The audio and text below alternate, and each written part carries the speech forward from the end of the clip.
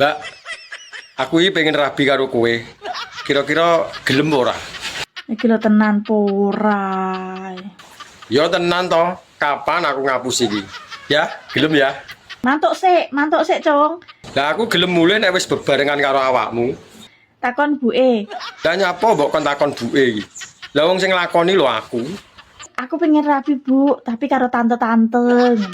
Sing penting aku gelem ya wis to. Nah aku yo ae seneng kok tak nggo jamu. Lah yo ya, aku nek ra karo awakmu ya moh. Kemasane rabi penak to piye? Lah wong rabi lho pirang-pirang. Berarti kan ya menak. Ora penak. Lah wong urung dilakoni lho iso muni ra penak iki lho. Rabi ora mau ngingoni tok, yo ngrabeni rumahmu. Lah nek masalah kuwi ora usah kuwatir. Aku panggah siap. Yo ngemiki kowe barang kadaluwarsa iki Leo. Ora apa-apa kadaluwarsa. Wong aku lho jerembo.